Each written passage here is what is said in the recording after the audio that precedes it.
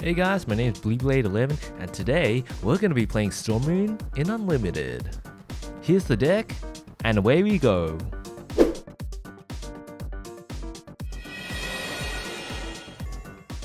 Now in the Spellbeast Rune Mirror, which it probably likely is, you're going to be wanting to chuck out all your kaleidoscopes.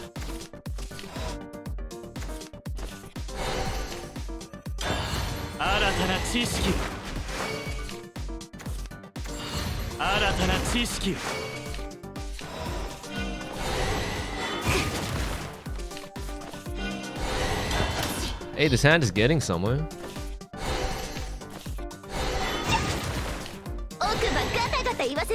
Insight. Hold the Chaos Riddle for next turn.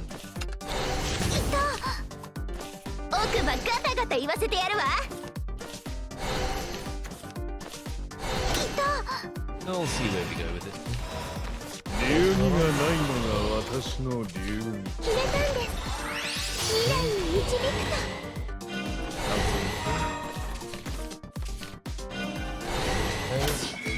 Hold the Chaos Riddle on.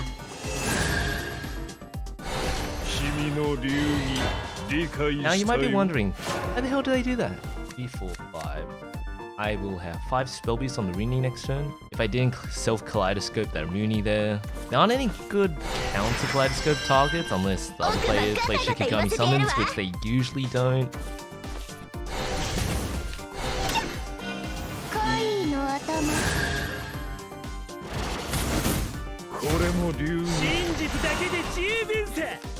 Ooh, this is gonna hurt.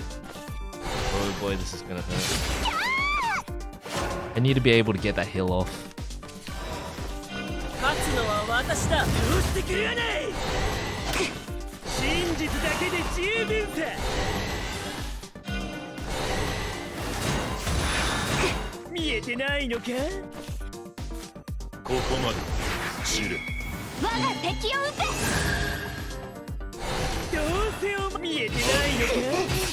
I'm actually 1 damage off lethal. If I can top deck and Angelic Snipe here, I'll win the game. And I've lost the game. Woo! In fact, I should have saved that Rune there, because now I've given him a kaleidoscope target. Mysterian Circle. Will he Rune?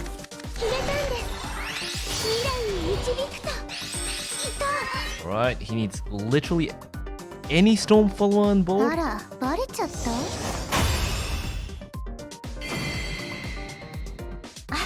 Usually Runecraft will have a kind of one swing turn where they play a bunch of stuff, but by that point they've drawn a fresh bunch of cards in hand. So unless they get a really good roll the following turn, they just kind of have to sit around and wait for a single turn. But in Unlimited, which is cutthroat and bloody ass, you often don't have that space to breathe. So that's Spellbeast Rune for you in Unlimited.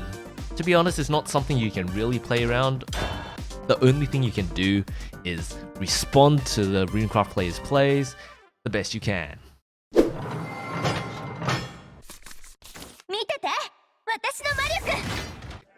In this matchup, I do like to keep the Angelic Snipe sometimes, then again, maybe not. If this is a Control Blood deck, I'm gonna want to be saving my resources for dumping 20 to 0 HP in 1 turn. So the first thing I'll do here, Shikigami summons into hopefully Kaleidoscopic Glow on a turn 2 play. If he doesn't have a turn 2 play, I'm gonna play Clark. Kaleidoscope. So very likely this is some kind of Aggro Blood deck. I think it's an Aggro Blood deck, I can't be entirely sure.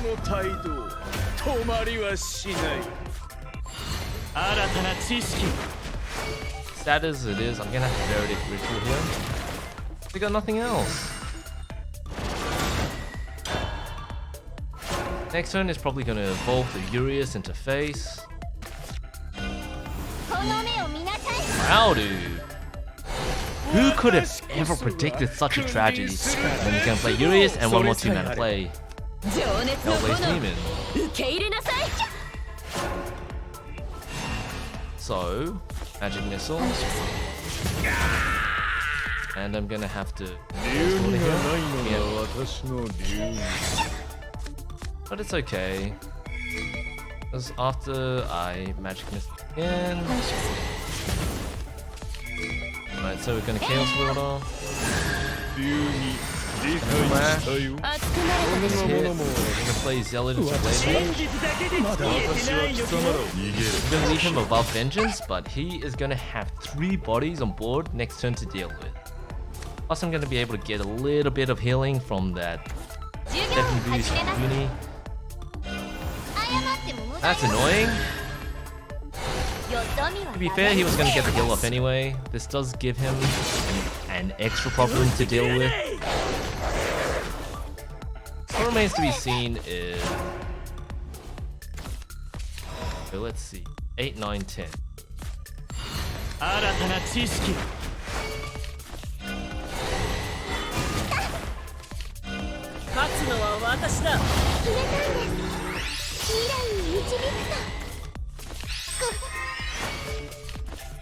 He has only used 1 hand buff, so as far as I'm aware, he's not going to have any extraneous extra followers with big attack in hand. That was the Savage Wolf last turn. Even if I do activate Vengeance in classic Aggro Blood, the best he's going to be able to do is a unbuffed Laura, 5 damage, so the verdict is hit face.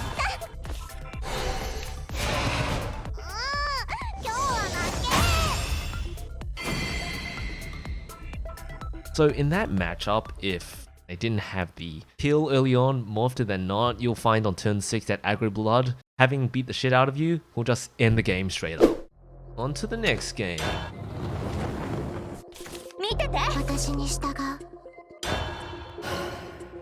Against Portal, more often than not, you do want some kind of reactive damage output against their tendency to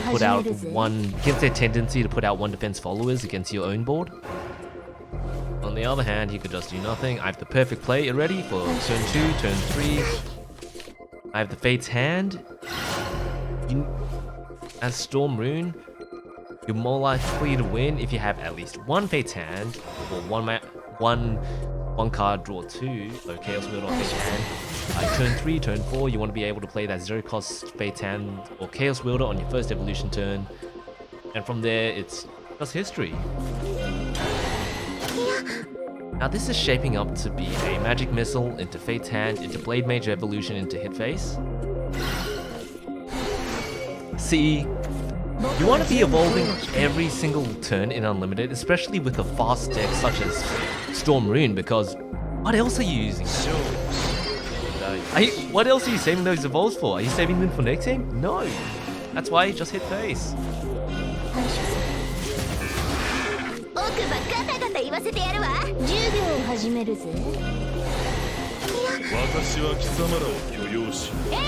Alright, so the reason I leave the followers up on board while I destroy the artifact is because the artifact gets a massive board buff from the Shion Accelerate. I can somewhat afford to leave those 2 up on board. And this guy will in fact go for the double augmentation play. Interesting, interesting. Unless I draw a terribly good card next turn, I'm 100% going to have to slap down Rune on board. This really smells like he's going to play the Shion, or is looking to play the Shion, or top deck the Shion. Either way, either one works. Or maybe he's looking for a Acceleratium amulet. Who knows what he's looking for? He's really digging in deep there. Ooh, that's interesting. He will in fact select the Radiant artifact from the synchronization there. Aggressive, aggressive. I respect it. 2 more artifacts. He did Biofab, and he likely has access to other artifacts he's able to play. This is the classic artifacts portal turn. Wake me up when his turn ends. Alright, this could be terrible if he Shion's here. Oh, thank goodness. Unless he misplayed there.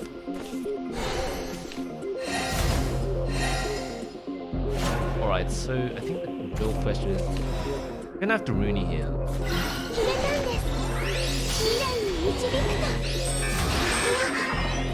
And then Shikigami.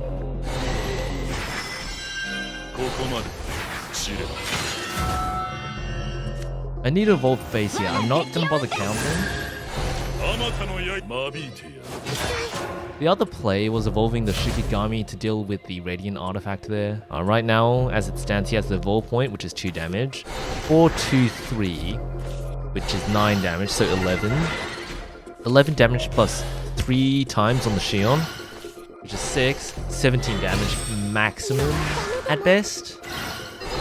You get an augmentation bestow? Yes, he did.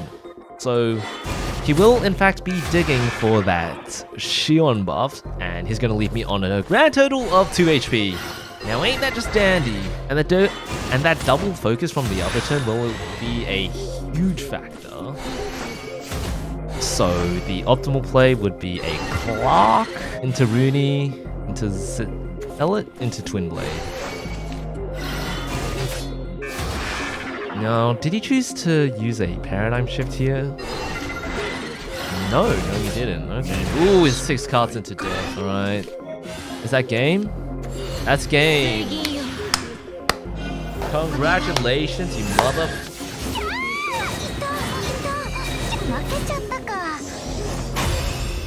Yeah, I took an overly aggressive play there because the way I saw it, turn 6 next turn, unless I made that aggressive evolution play there, I wouldn't have been able to clutch the game.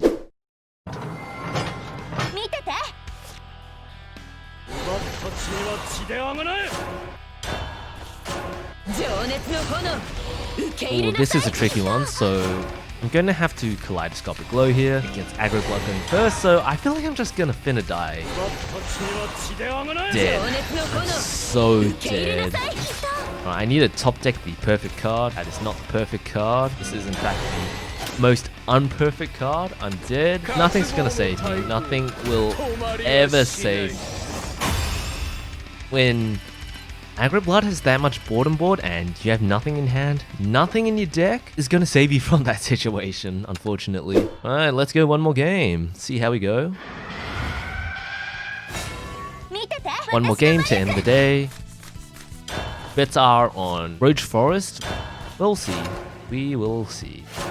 In this kind of matchup, Forest, the Roach variant of Forest tends to not be able to respond to board very well. The best they can do is contest your board. Now this bugger will get that turn to Roach off, so that's annoying already. Best I'm going to be able to do is boost the fastest I possibly can. If I don't draw a good card next turn, I will have to play the Fate's Hand. Back in the tree? Dungeon Crawl. Are people still using that card? Who knew? Relic Snipe. Fate's Hand. Fate's Hand. I will end my turn there.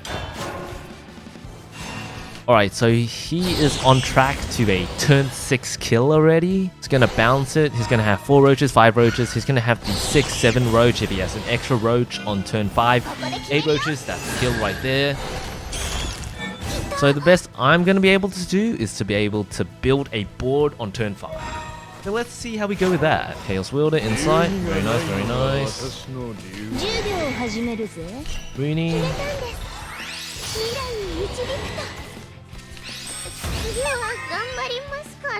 I'm not going to be able to boost this Rune to 7 by turn 6. So the question becomes, do I put 2 damage on the Chaos Wielder, or do I Clark here into 0-cost Zealot into face damage? If I Chaos Wielder evolve, I enable my Rune to draw one. I draw one with my Rune. I Zealot.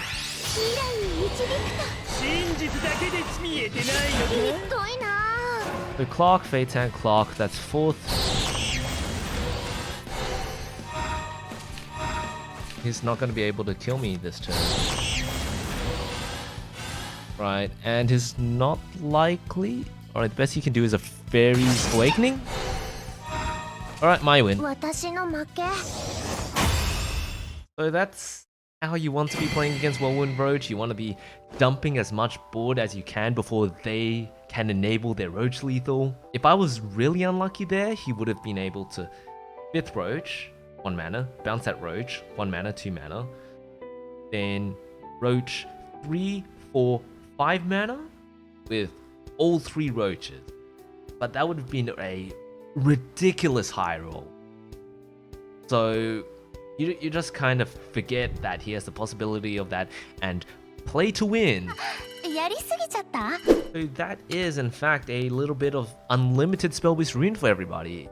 I hope you learned a few tricks about how to place unlimited spell-based rune from this video. I hope you have a better understanding of the deck and how to play around it, what kind of weaknesses the deck has.